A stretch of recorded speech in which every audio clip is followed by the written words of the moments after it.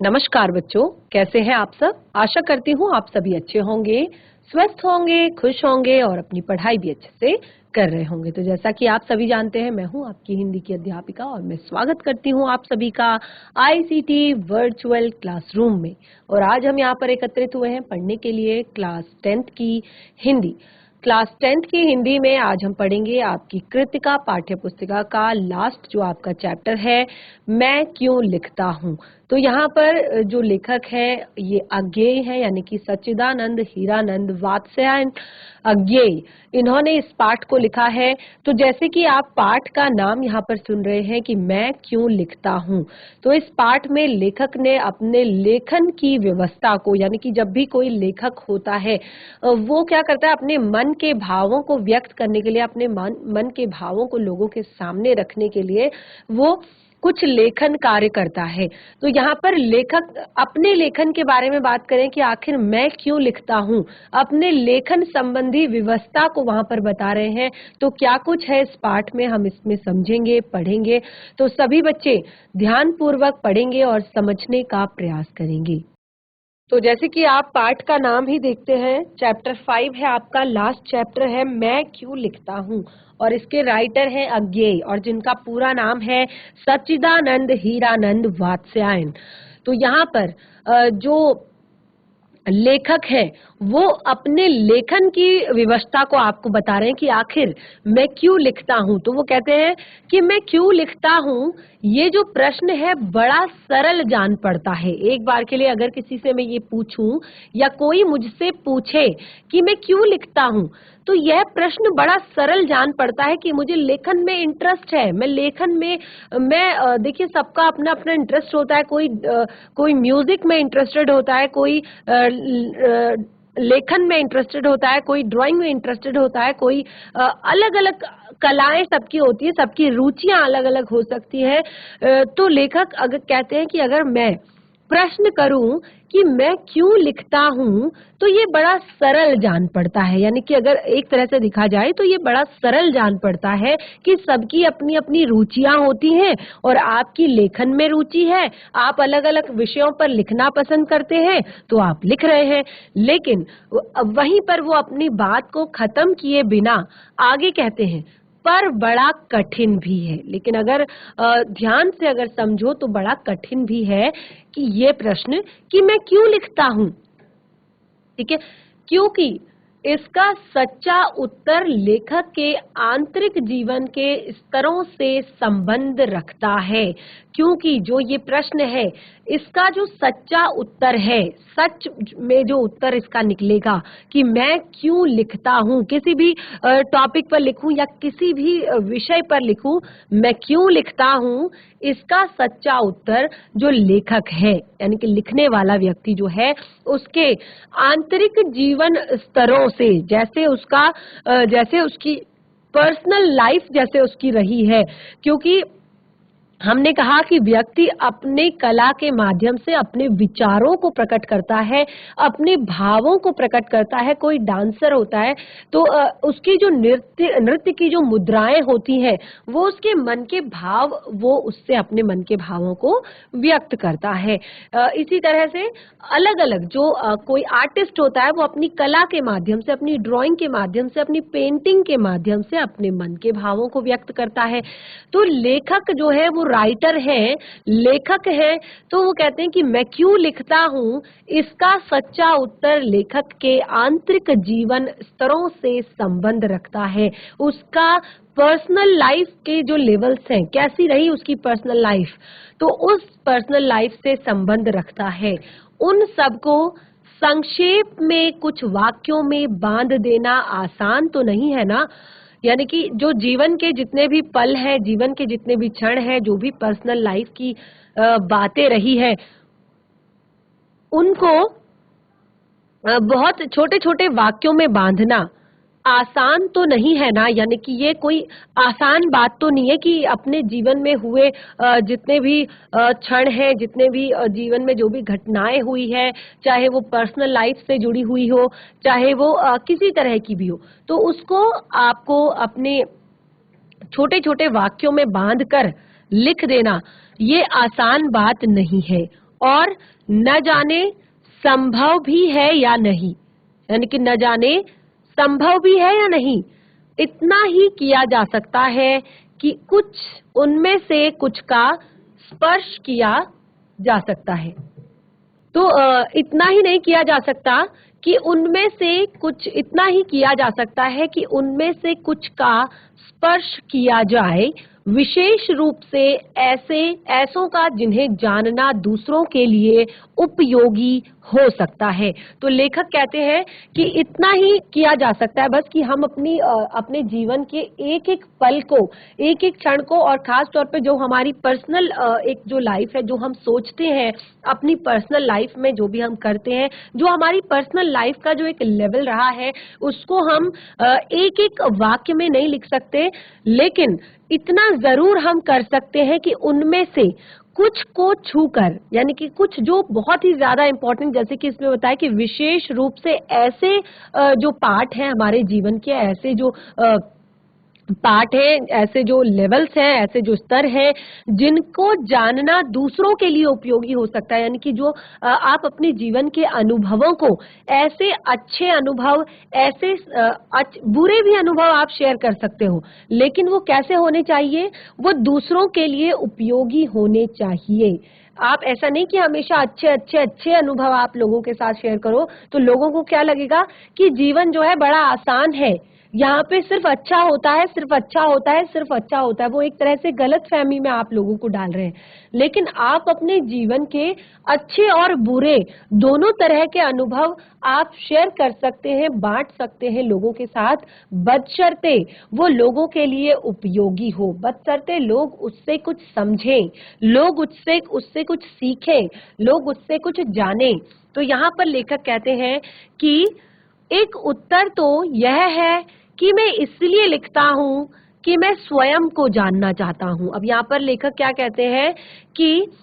एक उत्तर तो यह है कि मैं इसलिए लिखता हूं कि मैं स्वयं को जानना चाहता हूं कि मैं लिखता क्यों हूं। तो देखिए कितनी बड़ी बात यहाँ पर लेखक कह रहे हैं कि एक तो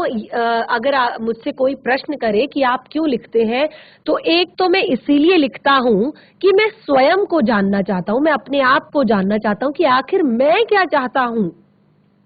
आखिर मैं क्या करना चाहता हूं, आखिर मैंने अपने जीवन में अभी तक क्या किया है, आखिर मैं किस तरह के व्यक्तित्व का व्यक्ति हूं। तो वो कहते हैं कि एक तो मैं इसीलिए लिखना चाहता हूं, और कि मैं क्यों लिखता हूं, और लिखे बिना इस प्रश्न का उत्तर नहीं मिल सकता। यानी कि अपने जीवन के हर एक अनुभव को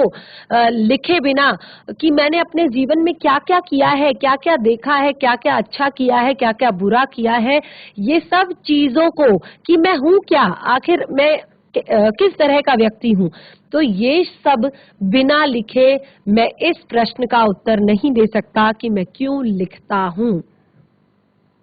और लेखक कहते हैं वास्तव में सच्चा उत्तर यही है, लिखकर ही लेखक के उस अभ्यांतर, यानी कि जो भीतर का अंदरूनी व्यवस्था को पहचानता है। अब यहाँ पर लेखक बताते हैं कि वास्तव में एक यही सच्चा उत्तर है कि मैं इसीलिए लिखना चाहता हूँ कि मैं अपने आप को जानना चाहता हूँ, मैं स्वयं को जानना चाहता हूँ। और वो कहते हैं कि लिखकर ही एक लेखक के अंदर की व्यवस्था को पहचाना जा सकता है, क्योंकि वो अपने मन के भावों को व्यक्त कर रहा है कि आखिर जब आप उसके लेख को पढ़ेंगे तो उस लेख को पढ़कर कुछ समझ आएगा कि आखिर इस मुद्दे को उठाने की जरूरत क्यों पड़ी, आखिर इस लेख को लिखने की जरूरत क्यों पड़ी। तो यहाँ पर लेखक कहते हैं कि लिखकर ही लेखक उस अभ्यांतर, यानी कि अपने अंदरूनी जो व्यवस्था है उसकी, और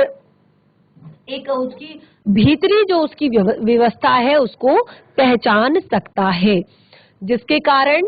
उसने लिखा और लिखकर वह उससे मुक्त हो गया। यानी कि जिसके कारण उसने लिखा है उस व्यवस्था को और लिखकर वो उससे मुक्त हो गया, यानी कि उसने अपने मन का बोझ जो है वो हल्का कर दिया, लिख लिया। देखिए क्या होता है कि दुख बांटने से कम होते हैं, आपने सुना होगा कि दुख बांटने से कम होते हैं और खुशियां बांटने से बढ़ती है। तो अगर इंसान के मन में खुशी है खुशी का भाव है, तो वो किसी और के साथ अगर अपनी खुशी को बांटता है, अपनी खुशी को शेयर करता है, तो क्या होता है, और ज्यादा खुशी का माहौल बन जाता है। और अगर इंसान के अंदर कोई दुख है, वो अपने दुख को किसी और के साथ शेयर करता है, तो क्या होता है कि सामने वाला अपने दुख की दो बातें उससे और करता है, तो उसको लगता है कि अरे बाप रे, मैं अपने दुख को बड़ा समझ रहा हूँ, लेकिन इसका दुख तो मुझसे भी ज्यादा बड़ा है। तो क्या होता है कि अपना दुख कम लगने लगता है। तो लेखक कहते हैं कि जिसके कारण भी उसने ये चीज लिखी है, जिसके कारण उसने लिखा, अपने लेख को लिखा है, और जिस व्यवस्था के कारण उसने इसको लिखा है, और वो लिखकर मुक्त हो जाता है, यानी कि वो लिखकर अपनी व्यवस्था से एक तरह से वो थोड़ा सा प्रेशर से बाहर आ जाता है, क्योंकि उसने अपने मन के भावों को लिखकर व्यक्त कर दिया, जिसको वो हर एक व्यक्ति के सामने जा जाकर नहीं बता सकता, हर एक व्यक्ति को नहीं कह सकता, वो उसने अपने भाव लिखकर प्रकट कर दिए, और उनके दुखों से, उनके बोझ से वो थोड़ा सा मुक्त हो गया। अब आगे कहते हैं, मैं भी उस आंतरिक व्यवस्था से मुक्ति पाने के लिए तटस्थ होकर उसे देखने और पहचानने के लिए लिखता हूँ। तो लेखक अब अपनी बात कहते हैं कि जिस तरह से मैंने आपको यहाँ पर बताया कि वो अपनी उस आंतरिक व्यवस्था से मुक्ति पाना चाहता है, और तटस्थ होकर और ध्यान पूर्वक उसे देखने और पहचानने कि आखिर मैं क्या करना चाहता हूँ, आखिर मैं क्या हूँ, इस चीज को देखने और पहचानने के लिए मैं लिखता हूँ। और यहाँ पर कहते हैं कि मेरा विश्वास है कि सभी कृतिकार, क्योंकि सभी लेखक कृतिकार नहीं होते, और ना ही उनका सब लेखन ही कीर्ति होता है, और सभी कीर्तिकार इसीलिए लिखते हैं। यह ठीक है कि कुछ को ख्याति मिल जाने के बाद कुछ बाहर की व्यवस्था से भी लिखा जाता है। तो यहाँ पर लेखक ने कहा है कि मेरा विश्वास है कि सभी कीर्तिकार, क्योंकि सभी लेखक कीर्तिकार नहीं होते, न ही उनका सब लेखन ही कीर्ति होता है, और सभी कीर्तिकार इसीलिए लिखते हैं। ठीक यह है, यह ठीक भी है कि कुछ ख्याति मिल जाने के बाद जो कुछ बाहर की व्यवस्था से भी लिखा जाता है, यानी कि अगर इंसान थोड़ा सा तो लिखता है वो, और थोड़ा सा क्या होता है कि जब उसके लेखन पर उसको बहुत ज्यादा ख्याति मिल जाती है, बहुत ज्यादा वो प्रसिद्धि पा लेता है अपने लेखन से, तो अब उसकी एक व्यवस्था हो जाती है, एक उसके लिए बहुत जैसे हम बोलते हैं ना कि कोई अच्छा गाना गाता है, तो हमारी उससे और ज्यादा एक्सपेक्टेशंस बढ़ जाती हैं, हम उससे और ज्यादा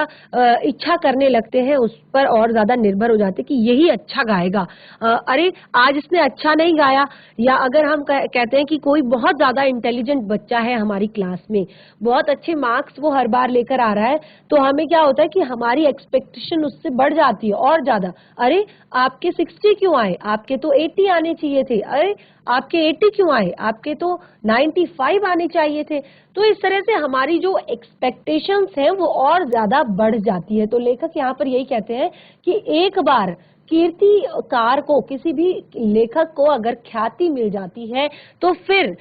उसकी ये क्या होता है कि फिर वो उसको कुछ व्यवस्था हो जाती है, बाहरी व्यवस्था से भी वो लिखता है। जैसे बाहरी व्यवस्थाएं क्या हो सकती हैं एक लेखक की, जैसे संपादकों के आग्रह से, यानी कि कोई भी संपादक है, जैसे न्यूज़पेपर के संपादक होते हैं, तो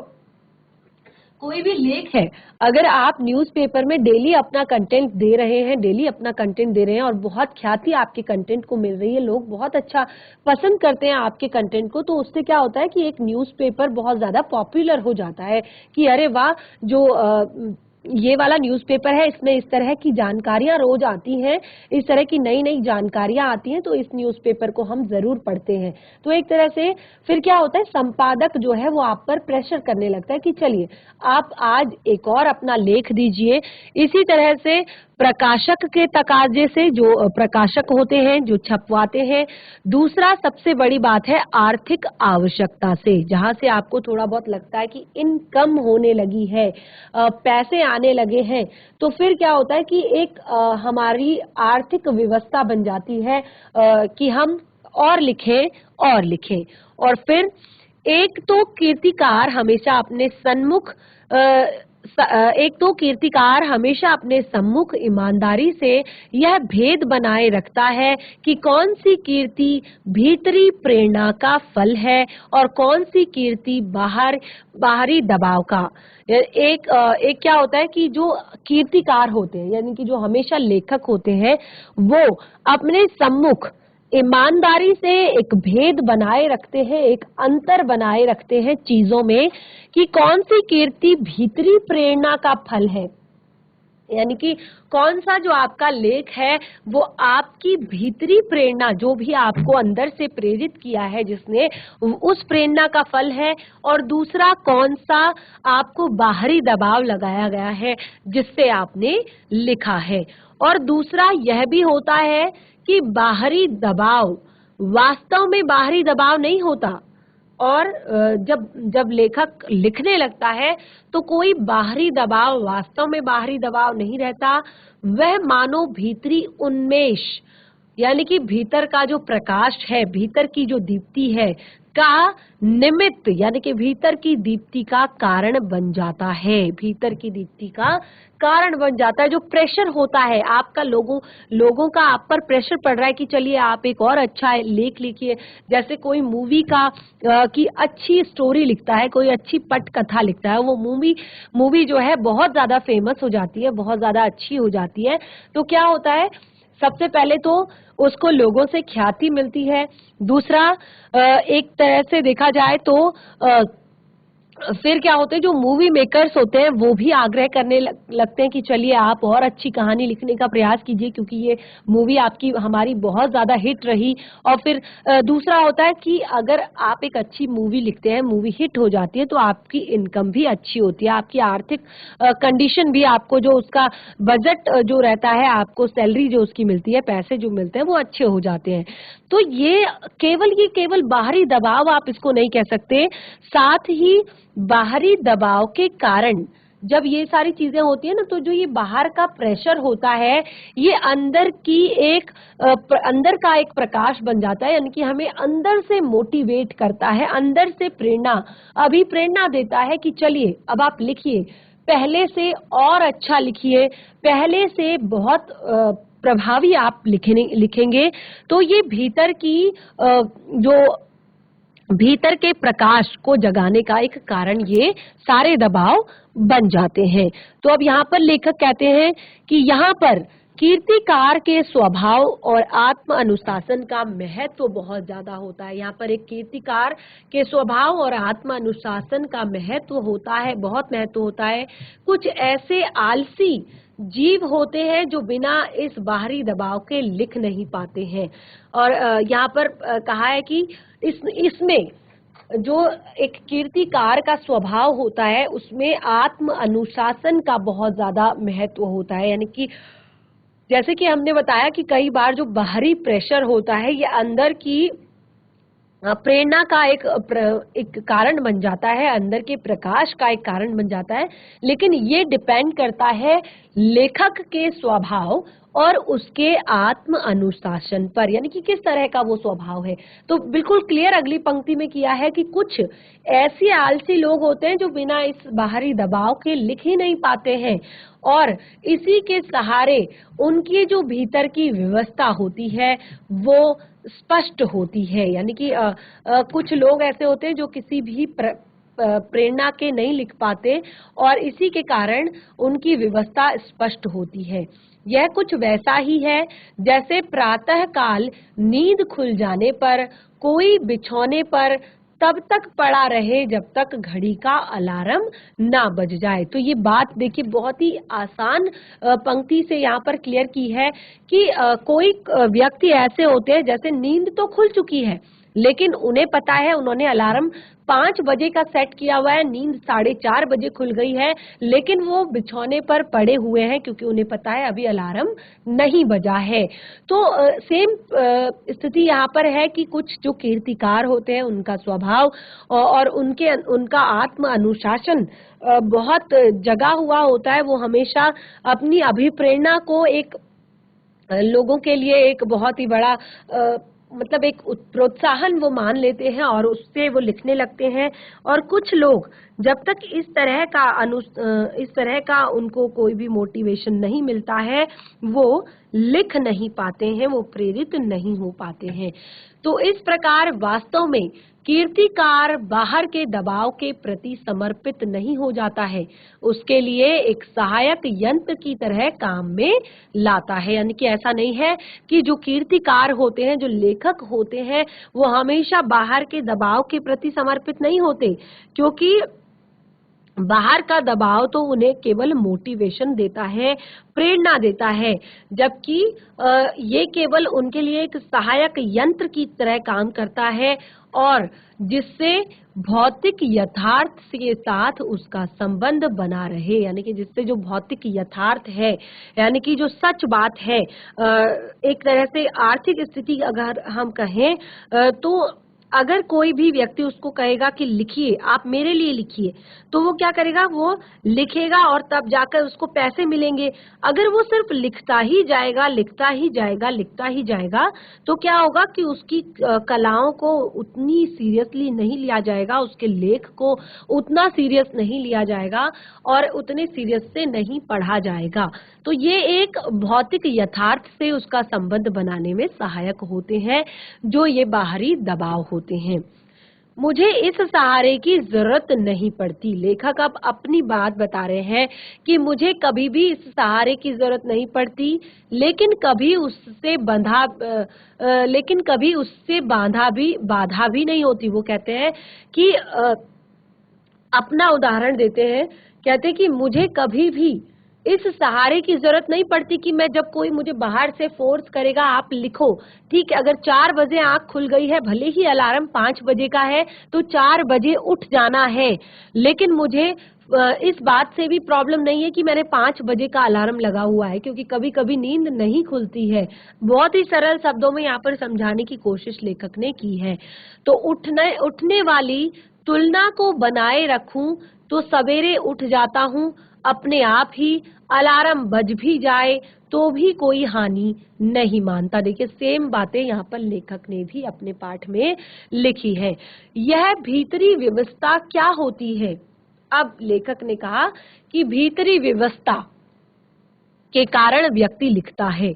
तो भीतरी व्यवस्था आखिर होती क्या है? तो अब वो कहते हैं कि इसे बखानना बड़ा कठिन है, यानी कि इसका बखान करना, इसके बारे में बोलना बहुत ज्यादा कठिन है। क्या वह नहीं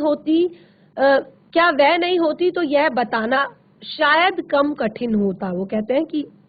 अगर शायद वो नहीं होती तो उसको बताना शायद कम कठिन होता, या उसका उदाहरण दिया जा सकता है। कदाचित यदि वह उपयोगी होगा तो अपनी एक कविता की कुछ चर्चा करूं, जिससे मेरी बात स्पष्ट हो जाएगी। तो अब यहाँ पर लेखक कहते हैं कि व्यवस्था जो है, अंदर की जो व्यवस्था है, अंदर का जो एक की मजबूरी है लेखन की, तो उसको बखानना बहुत ज्यादा कठिन है। अगर शायद नहीं होती तो शायद ये बात कम कठिन, अगर ये व्यवस्था ना होती तो शायद इसको बखानना कम कठिन होता, और कुछ उदाहरण देकर ही हम इसको क्लियर कर देते कि हम क्यों लिखते हैं। लेकिन अब वो अपनी कविता के बारे में कुछ चर्चा यहाँ पर करना चाहते हैं और आपको इस बात को क्लियर करना चाहते हैं। अब वो कहते हैं कि मैं विज्ञान का विद्यार्थी रहा हूँ। लेखक अपने विषय में बताते हैं कि मैं विज्ञान का विद्यार्थी रहा हूँ, मेरी नियमित शिक्षा उसी विषय से हुई है, यानी कि मेरी नियमित शिक्षा साइंस से हुई है। अणु क्या होता है, कैसे हम रेडियोधर्मी तत्वों का अध्ययन करते हुए विज्ञान की उस पीढ़ी तक पहुंचे जहां अणु का भेदन संभव हुआ, रेडियोधर्मिता के क्या प्रभाव होते हैं, इन सब का पुस्तकीय और सैद्धांतिक ज्ञान तो मुझे था। यानी कि वो बताते हैं कि मैं एक साइंस का स्टूडेंट रहा हूँ, विज्ञान का मैं एक विद्यार्थी रहा हूँ, और मेरी जो सारी शिक्षा हुई है, नियमित जो शिक्षा हुई है, वो रेगुलरली जो शिक्षा हुई है, वो पूरी विज्ञान विषय में हुई है। और मैं ये सारी चीजों को समझता हूँ कि अणु क्या होता है और हम कैसे रेडियोधर्मी तत्वों का अध्ययन करते हैं, विज्ञान की उस पीढ़ी तक पहुंचते हैं जहां अणु का भेदन संभव हो पाता है, रेडियोधर्मिता के प्रभाव क्या क्या होते हैं। इन सब का मुझे पुस्तकीय और सैद्धांतिक ज्ञान तो है, फिर भी जब हिरोशिमा में अणु बम गिरा तब उसके समाचार मैंने पढ़े और उसके परवर्ती प्रभावों का विवरण भी पढ़ता रहा, और इस प्रकार उसके प्रभावों का ऐतिहासिक प्रमाण भी सामने आ गया, और विज्ञान के इस दुरुपयोग के प्रति बुद्धि का विद्रोह स्वाभाविक हो गया। मैंने लेख आदि में कुछ लिखा भी, पर अनुभूति के स्तर पर जो व्यवस्था होगी वह बौद्धिक पकड़ के बाद और उसकी तर्क संगति की भी अपनी अलग होती है। तो अब यहाँ पर लेखक कहते हैं कि मैं ये सारी चीजें समझता हूँ, लेकिन फिर भी जब हिरोशिमा पर अणु बम गिरा तब उसके बहुत सारे समाचार मैंने पढ़े, बहुत सारे पत्र पत्रिकाओं को मैंने पढ़ा, और उसके बाद आज उसके जो परवर्ती प्रभाव है उनके विवरण को भी मैं पढ़ रहा हूँ, और इस प्रकार उनके प्रभावों का ऐतिहासिक प्रमाण सामने आया है। यानी कि वो कहते हैं कि मैंने जब ये हुआ था,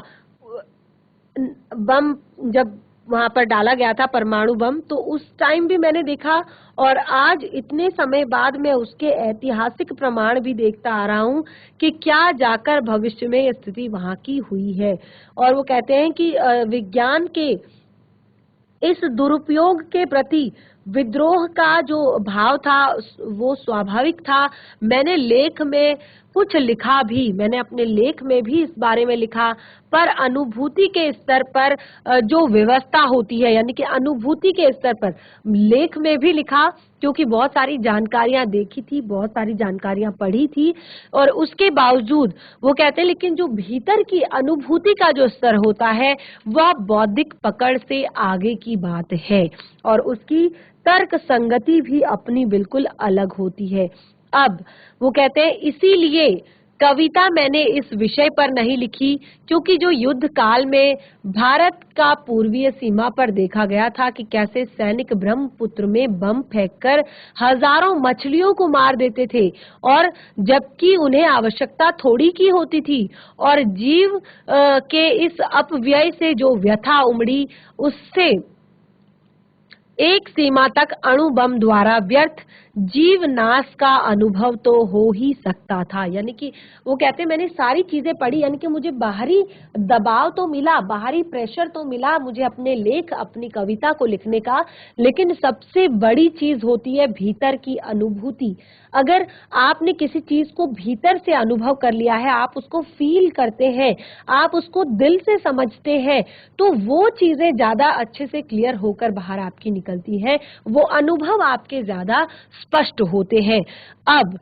वो कहते हैं कि जापान जाने का अवसर मिला, तब हिरोशिमा पर भी गया और वह अस्पताल भी देखा जहां रेडियोधर्मी पदार्थ से आहत लोग वर्षों से कष्ट पा रहे हैं। इस प्रकार प्रत्यक्ष अनुभव भी हुआ, पर अनुभव से अनुभूति गहरी चीज होती है। कम से कम कीर्तिकार के लिए अनुभव तो घटित होता है, पर अनुभूति संवेदना और कल्पना के सहारे उस सत्य को आत्मसात कर लेती है। अब यहाँ पर कवि कहते हैं कि चाहे तुमने उस चीज को लाइव देखा हो, सामने से देखा हो, सुना हो, लेकिन अनुभव सबसे बड़ी चीज होती है। अनुभूति, भीतर की जो अनुभूति है वो अनुभव से भी ज्यादा गहरी चीज होती है, क्योंकि ये अनुभूति हमें हमेशा हमारी संवेदनाओं और कल्पना के सहारे जो सत्य है उसको आत्मसात करके वो सत्य घटित होता है, जो वास्तव में कीर्तिकार के साथ घटित नहीं हुआ है, जो आंखों के सामने नहीं आया है, जो घटित अनुभव में नहीं आया है, वही आत्मा के सामने ज्वलंत प्रकाश आ जाता है और वह अनुभूति प्रत्यक्ष हो जाती है और जो वो अनुभूति जो है वो प्रत्यक्ष हो जाती है। अब आगे कहते हैं, तो हिरोशिमा को देखकर, अब वो बताते हैं कि तो हिरोशिमा को देखकर भी तत्काल कुछ लिखा क्यों नहीं। यानी कि अगर इतनी सारी चीजें आपको हिरोशिमा के बारे में समझ में आ रही थी, इतनी ज्यादा चीजें आपने वहां पर देखी, इतना भयानक मंजर, इतना भयानक दृश्य अगर आपने देखा, तो फिर आपने कुछ लिखा क्यों नहीं हिरोशिमा के बारे में। तो क्योंकि वो कहते हैं क्योंकि इसकी जो अनुभूति थी वो प्रत्यक्ष की कसर थी, इसकी अनुभूति जो थी वो प्रत्यक्ष की कसर थी। फिर भी एक दिन सड़क पर घूमते हुए देखा कि एक जले हुए पत्थर पर एक लंबी सी उजली छाया है, यानी कि विस्फोट के समय पर जरूर यहाँ पर खड़ा होगा। आप देख सकते हैं कितना भयानक ये दृश्य रहा होगा कि विस्फोट वहां पर जब हुआ तो शायद इस पत्थर के पास कोई व्यक्ति खड़ा होगा, और जब अचानक विस्फोट हुआ तो ऐसी स्थिति हुई कि वो व्यक्ति वहीं पर, पत्थर भी जल गया और वो व्यक्ति वहीं पर जलकर राख हो गया। और उसकी एक आकृति देखिए किस तरह से यहाँ पर छपी हुई है। तो लेखक कहते हैं, और विस्फोट से बिखरे हुए रेडियोधर्मी पदार्थ की किरणें उसमें रुद्ध हो गई, जो आसपास से आगे बढ़ गई और उन्होंने पत्थर को झुलसा दिया और उस व्यक्ति पर अटकी और उन्होंने उसे भाप बनकर उड़ा दिया। और इस प्रकार समूची ट्रेजेडी जैसे पत्थर पर लिखी गई हो। तो इस तरह का जो ये यहाँ पर विस्फोट हुआ, तो देखिए पत्थर को उसने पूरी तरह से जला दिया और आदमी एक तरह से भाप बनकर वहां से उड़ गया है और केवल आकृति वहां पर रह गई है। तो इस प्रकार का जो एक यहाँ पर चित्र है, इसने पूरी ट्रेजेडी को समझा दिया कि आखिर वहां पर हुआ क्या था। अब आगे, उस छाया को देखकर जैसे एक थप्पड़ सा लगा। अब कहते हैं लेखक कि जो छाया हमने वहां पर देखी, उस छाया को देखकर एक थप्पड़ सा लगा। अवाक इतिहास जैसे भीतर कहीं सहसा एक जलते हुए सूर्य सा उग गया और डूब गया। मैं कहूँ उस क्षण में अणु विस्फोट मेरे अनुभूति प्रत्यक्ष में आ गया। और जब उन्होंने इस तरह का चीज यहाँ पर देखी, तो इस तरह की चीज को देखकर उनका जो उनके अंदर जो एक अणु मतलब उनके अणु विस्फोट जो हुआ था, तो उसी क्षण वो बिल्कुल उनके भीतर की जो प्रत्यक्ष अनुभूति, उन्हें लगा कि हाँ, अब उन्हें समझ में आया, क्लियर हो गया कि आखिर ये कैसे हुआ होगा। एक अर्थ में वो कहते हैं कि मैं स्वयं हिरोशिमा के विस्फोट का भोक्ता बन गया और इसी से वह विवशता जागी और आज उनके अंदर एक विवशता जागी कि इस बारे में वो लिखें। भीतर की आकुलता बुद्धि के क्षेत्र से बढ़कर संवेदना के क्षेत्र में आ गई और फिर धीरे धीरे उससे अपने को अलग कर सका और अचानक एक दिन मैंने हिरोशिमा पर कविता लिखी, जापान में नहीं, भारत लौटकर रेलगाड़ी में बैठे बैठे। यह कविता अच्छी है या बुरी, मुझे इससे मतलब नहीं, मेरे निकट का वह सच है और मेरे प्रत्यक्ष मेरी अनुभूति प्रसूत है और यह मेरे निकट की बात है। तो उन्होंने अपने अनुभूति जो उत्पन्न हुई उनकी, वो उन्होंने लिखी। वो कहते हैं मुझे इससे बिल्कुल भी फर्क नहीं पड़ता कि ये कविता कैसी थी। तो ये कविता आपकी पाठ्य पुस्तिका में यहाँ पर दी गई है। तो अब लेखक इस कविता को यहाँ पर लिख रहे हैं और वो कहते हैं कि मुझे नहीं फर्क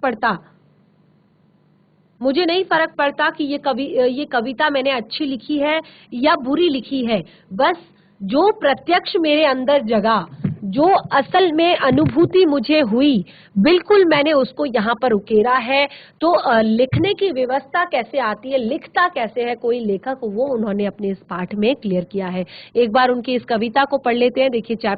इस कविता का नाम उन्होंने दिया है हिरोशिमा। तो कहते हैं, एक दिन सहसा सूरज निकला,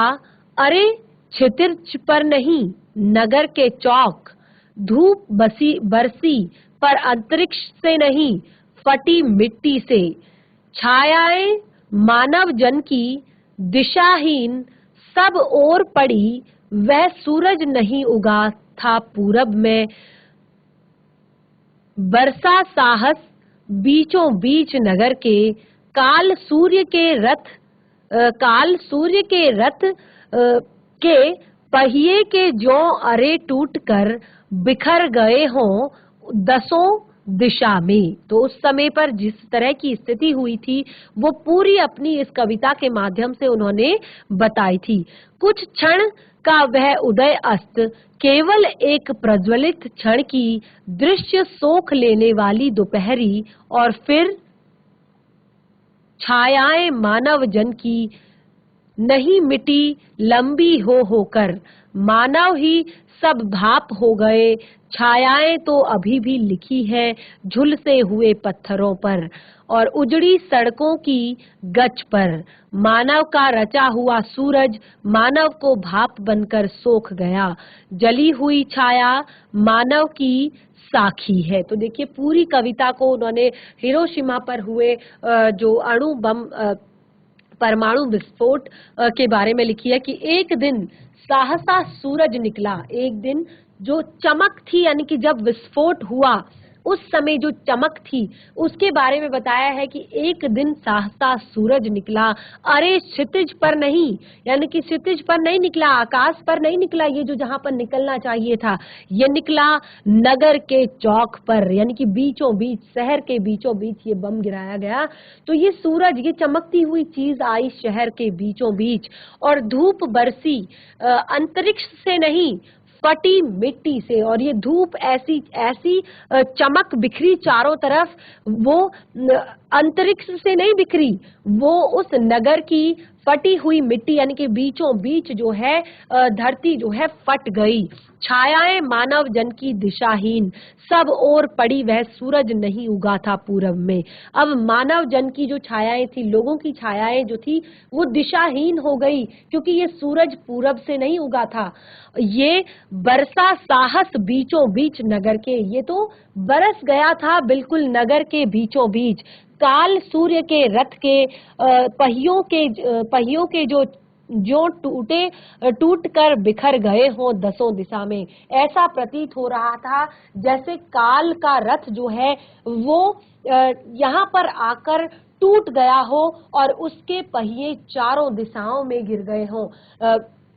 चारों दिशाओं में टूटकर बिखर गए हों। कुछ क्षण के लिए वह उदित अस्त, यानी कि एक ही कुछ सेकंड्स के लिए वो सूरज उदय हुआ था, यानी कि जो चमक थी वो कुछ ही क्षणों के लिए वो वहां पर आई थी। केवल एक प्रज्वलित क्षण की दृश्य सोख लेने वाली दोपहरी, यानी कि एक क्षण के लिए वो बम गिरा और बिल्कुल चमचमाता हुआ था और एक क्षण में सब कुछ समाप्त हो गया और ऐसा लगा कि सारे दृश्य इसने अपने अंदर सोख लिए हैं, सब कुछ उसने मिटा डाला। जो सुंदरता थी, प्राकृतिक सुंदरता जो थी, जनमानस जो था, जो भी संपदाएं थी, जो भी आधुनिक संसाधन थे, वो सब ऐसा लग रहा था उसने अपने अंदर सोख लिए हों। अब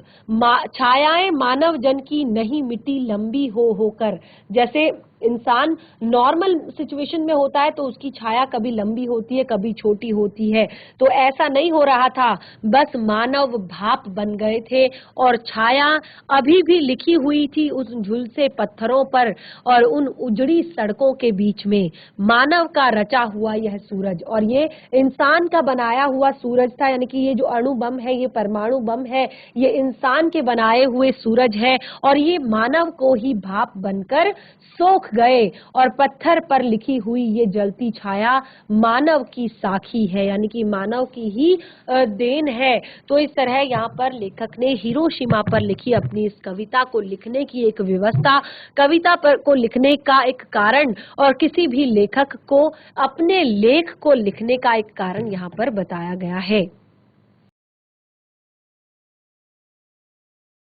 तो बच्चों, इस तरह से आपने देखा अज्ञेय जी द्वारा लिखा गया ये चैप्टर मैं क्यों लिखता हूँ। उन्होंने अपने लेखन की व्यवस्था को यहाँ पर पूरी तरह से स्पष्ट कर दिया है, बता दिया है कि आखिर एक लेखक की लिखने की क्या क्या व्यवस्थाएं होती है। और हिरोशिमा पर लिखी गई ये कविता हमें बहुत ही बड़ा सबक देती है कि किस तरह से एक मानव द्वारा ही पूरे मानव समाज को नष्ट कर दिया गया है और मानव समाज के लिए इतनी ज्यादा खतरनाक जो आज भी हिरोशिमा नागासाकी जहां पर ये विस्फोट हुआ था, परमाणु विस्फोट जो हुआ था, वहां पर आज भी इतने टाइम के बाद भी जो बच्चे पैदा होते हैं उनमें कुछ न कुछ विषमताएं होती हैं, कुछ न कुछ अपंग वो होते हैं एक तरह से। तो ये बहुत ही